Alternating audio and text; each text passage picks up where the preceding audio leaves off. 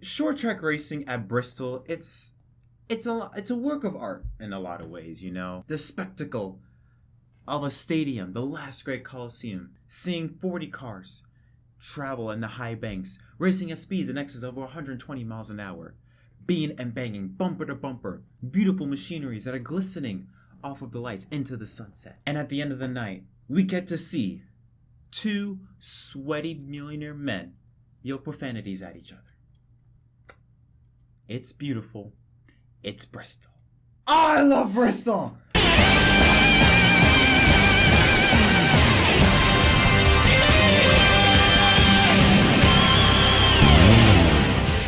can piss off. I do not care about Tinder right now.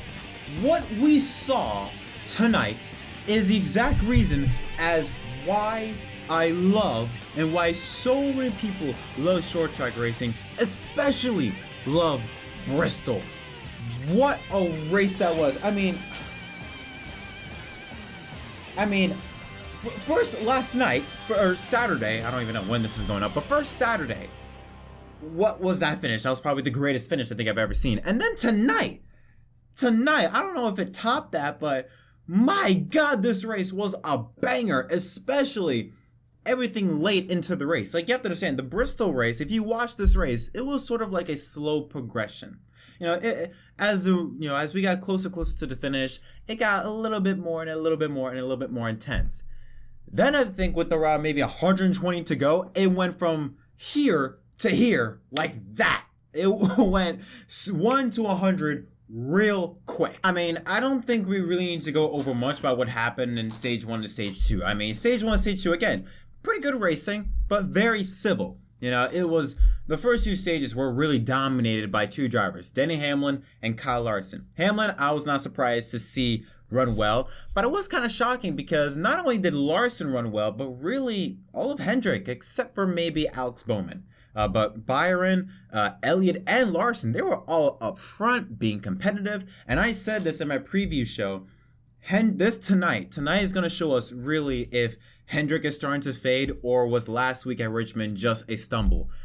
I think this race proved to me that last weekend was just a stumble because, again, all Byron, Chase, and Larson, they really they really had really strong runs here tonight, and one of them ended up in victory lane. But yeah, stage 1 and stage 2 we're not going to really go over. We are going to go over certain drivers' days, but this is going to be a very different MDK victory stop because usually I go over, I go step by step on what took place during the race. This time I'm really going to be only focusing on stage 3 and talking about certain drivers' days. So let's get into it. So yeah, when stage 3 came into play, again, stage 1 and stage 2 was all Larson and Hamlin. But you had some drivers, some drivers, start to also show speed, like Brad Keselowski, who had been struggling a lot in recent weeks. Had a real fast car, was showing some speed earlier in the race. Ryan Blaney also, even as late as stage 3, was up front leading laps. And then you had Kevin Harvick. Now, I said in my preview playoff predictions episode, I said Kevin Harvick, he's going to step up once the playoff comes in when Darlington comes into play. That 4-car team, they're going to step up to the plate. They're going to gain speed. They're going to show a lot of speed, show a lot of momentum, and show a lot of pace.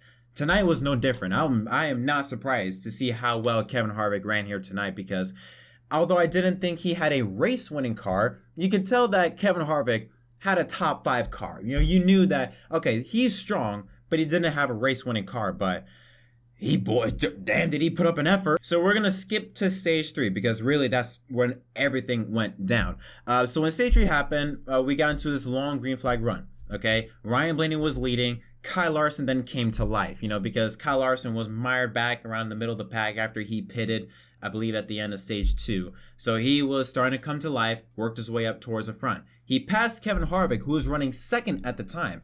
Blaney and Harvick were 1 and 2. Larson, with a lot more pace, worked his way up towards the field, passes both of them to take the lead. Then a caution comes out with 112 laps to go, and that would be Quinn Houff, who cut a tire. This would be the second time he would cut a tire in this race, this time with the right front tire, bringing out the caution. When that happened, we got a restart with Larson and Hamlin, again, the two front runners in this race. And with laps winding down, when we get close and close to the finish, the intensity is going to pick up, the aggression is going to pick up, and it was around this point in time when really we started to see this race go off the rails, but in a really good way. So Hamlin and Larson battling, then on the back straightaway, Hamlin gets into Larson's corner panel, instantly cuts Hamlin's tire, and into the wall he goes. Pretty hard contact for the caution. That basically really ended Hamlin's chances of ever having a shot to win the race. He still was able to rebound for a 9th place finish, but it was really around then where it was like, okay, yeah, Hamlin, he's not going to be able to come back into race winning form. But when Hamlin had that contact or had that incident, it opened up the floodgates for a Kevin Harvick or Chase Elliott to really work their way up and become contenders with Kyle Larson. Because before that incident, it was between Larson, Hamlin. After the Hamlin incident, now it's like, oh, okay, we can now throw in Harvick, we can throw in Byron, we can throw in Elliott, we can throw in some new contenders in this mix. So, all right, when the restart came out after that Hamlin incident, Larson was known to struggle on the short runs. It was really until the long runs when his car really came to life. So because of that, his competitors would take advantage of that. Chase Elliott would get by Larson to take the lead. Kevin Harvick would move into 2nd place. Then that is when multiple playoff drivers just started having issues all of a sudden. Right when Harvick and Elliott are battling hard for the race lead, Kyle Busch, all of a sudden, he has a tire going down and he has to pit. He goes from 22 points above the cut line to just 2 points above the cut line when he comes back out on the racetrack. I had a feeling, he was still probably going to be safe because he's on fresher tires. Clearly had a really fast car, top 10 car, or even top 5 car even. So he was for sure going to make up those points. But after Kyle Busch had those issues, then you had issues between Elliott and Harvick. And this was also partly due to lap traffic. Because of lap traffic, that held up Chase Elliott and allowed Kevin Harvick to close in on the 9 car. They're trying to maneuver their way through traffic, and when you're racing at Bristol, everything happens so quick. You're really on the edge of your seat, and when you're coming down to the final laps, things are going to get real aggressive. You're not going to hold up for anyone. Kevin Harvick and Elliott, they battle side by side. Harvick to his inside. It seemed as though maybe Harvick slid up, but also Chase Elliott was right on Harvick's door. They both go up the racetrack, both make contact. The contact between the two cuts Elliott's left front tire down. So now Elliott, he has to give up the lead and has to pit, ending his shot at winning a race. But when he comes back out, he offers a little payback to Kevin Harvick. He hits him on the left side with Chase's right side car. Just gives him a little side swipe. Nothing too big, nothing too severe, but just lets him know that, hey, I didn't like what you did there. Not only did he do that, but he proceeded to pass Kevin Harvick and try to hold him up. You could clearly tell. This was Homestead 2020 all over again.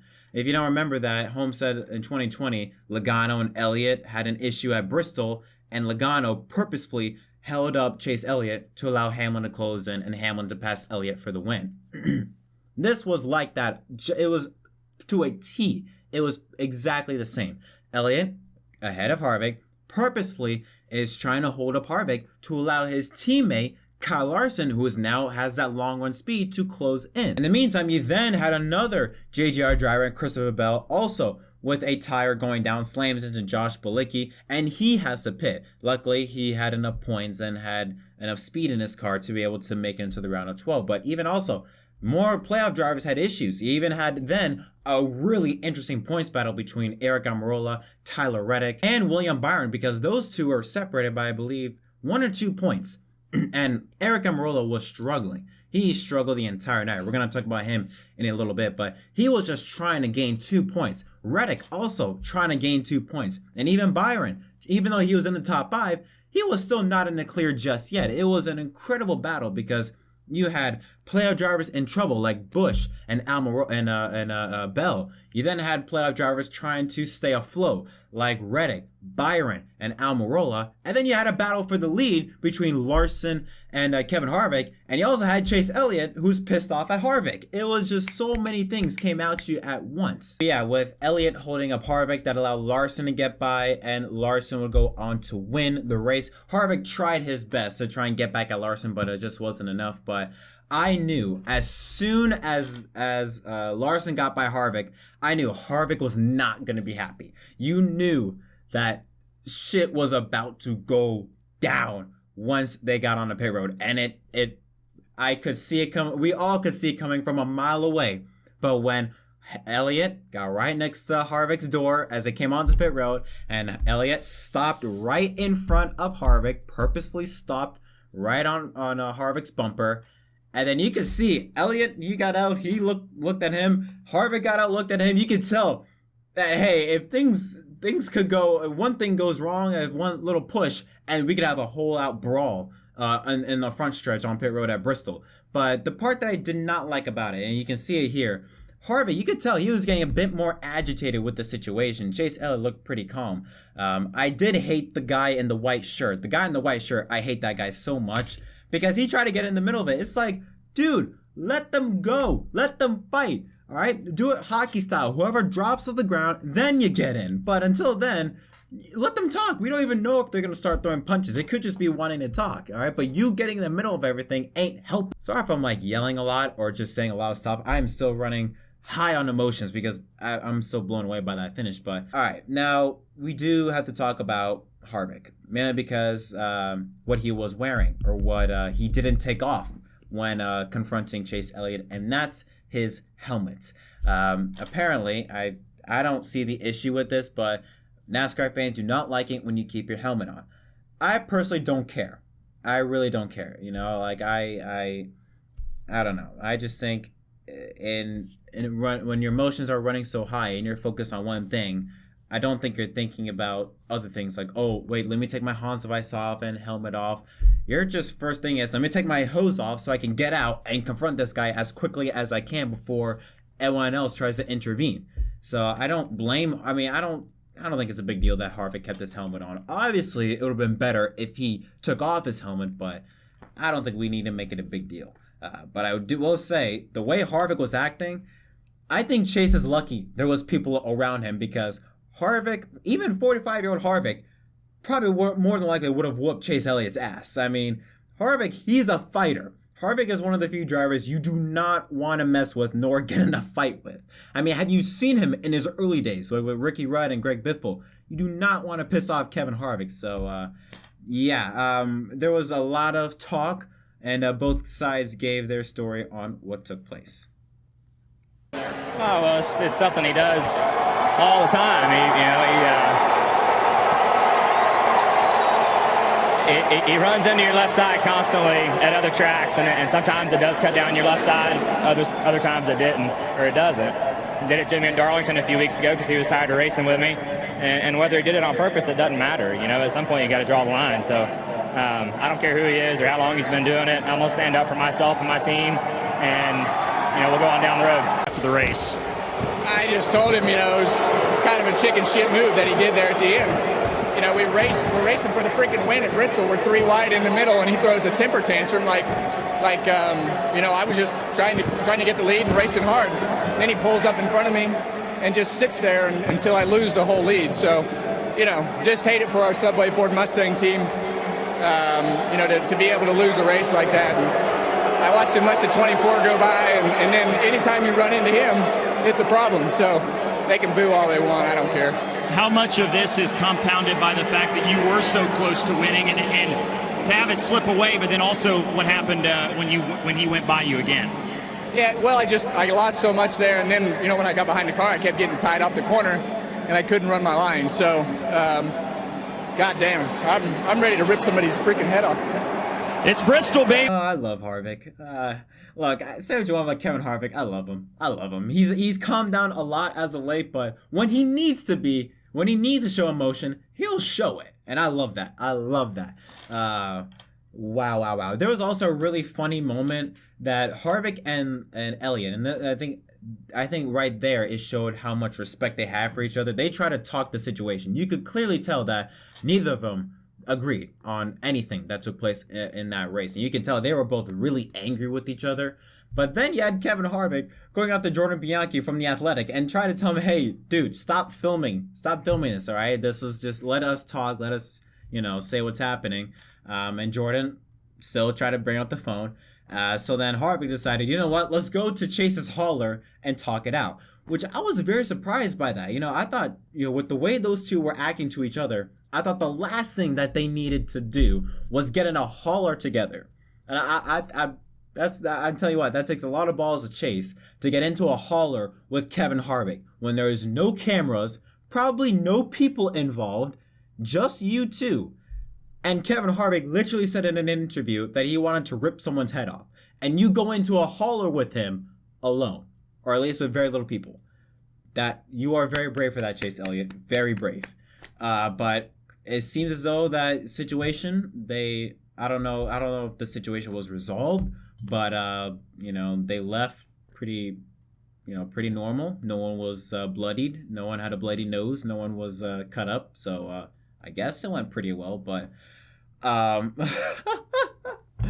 oh man, I love Bristol. I love it. This race was so much fun to watch. It really was. The playoffs and seeing how points was playing out, with different playoff drivers. It was so much fun to watch. I really had a blast. Not only with this race, this weekend alone, I don't think I've ever seen 3 great Bristol races. I mean, usually you have one dead race. There's usually 1 or 2 races that are pretty dead.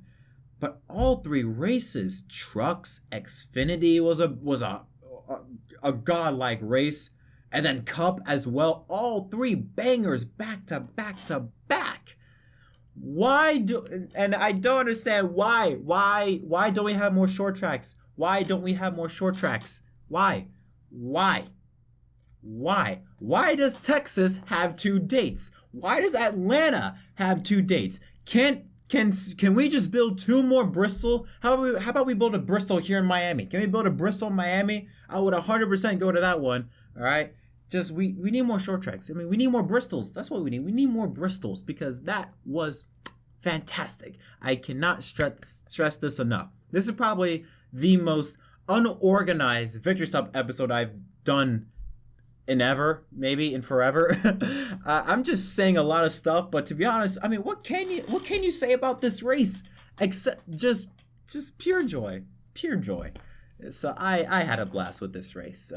But now let's talk about the 4 drivers that were eliminated. Kurt Busch, Aric Almirola, Michael McDowell, and Tyler Reddick. I mean, let's just say, when you think about it, Kurt Busch, I thought going to a track that he was known for, that he's known to run really well, I thought he would perform pretty well, maybe top 10, but wow, did the 1 car miss the mark heavily. They were just awful. They were outside the top 15 almost the entire night. They even got put a lap down multiple times during the race. They were just horrible.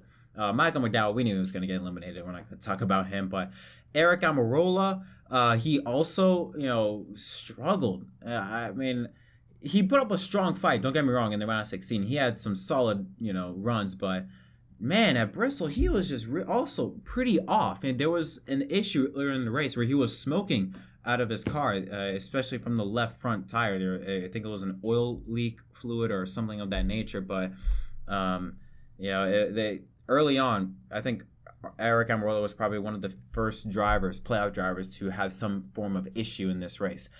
Tyler Reddick was the only one that really lost it just straight up. He put up a strong fight. Was running, had a really strong night. He ended up finishing in the 12th position, but I think he had maybe a top 8 car. He should have been in the top 10. I feel like he had a real fast car, but, again, just unfortunate, just bad luck. But also, he was a driver that had some good runs, but just, again, luck wasn't on his side. But yeah, I mean, also I forgot to point out, but also Kevin Harvick, he nearly dumped Kyle Larson near the end of the race. When Larson got by Harvick, I think Larson kind of slid up in front of Larson because he tried to slide up in front of Larson. Harvick was having none of it, and Harvick, he bump, nearly turned him. I mean, it was unbelievable. And wow. So yeah, I mean, here's a look at let's see, the 12 drivers that are going to be fighting that are still in contention for the championship is Alex Bowman, Christopher Bell, Kyle Larson, Martin Truex Jr., Brad Keselowski, Ryan Blaney, Joe Logano, Kyle Busch, William Byron, Denny Hamlin, Chase Elliott, and Kevin Harvick. Is the issue between Elliott and Harvick resolved? I don't know. The fact that they went to the hauler says that, okay, they're really trying to hash it out. But at the same time, even before getting in the hauler, Harvick was like, both of them were getting on each other. They were throwing everything but punches at each other. So, I don't know. I do know one thing. I am damn looking forward to Vegas, baby. I am looking forward to the round of 12. But that is going to conclude this episode of MDK Racing Victory Stop. Congratulations to Kyle Larson, your winner at Bristol, his first win at Bristol in his Cup Series career. I love this race. We could give it a 10 out of 10. Give it a 10 out of 10. Why not? What are your thoughts on this race? Did you like it? Did you love it? Did you like it or did you love it? Regardless, I'm pretty sure every one of y'all liked it. If you're a Chase Elliott fan, more than likely you hated this race and you hope Kevin Harvick can rot somewhere. Because I'm not saying that's all Chase Elliott fans, but a lot of y'all are, let's just say, and move on from there. But yeah. I have no voice. My voice is gone. I don't know when this is going to be uploaded, maybe 2 a.m. But regardless, I'm going to bed happy. Yeah. Thank y'all for watching. I'll see y'all next time.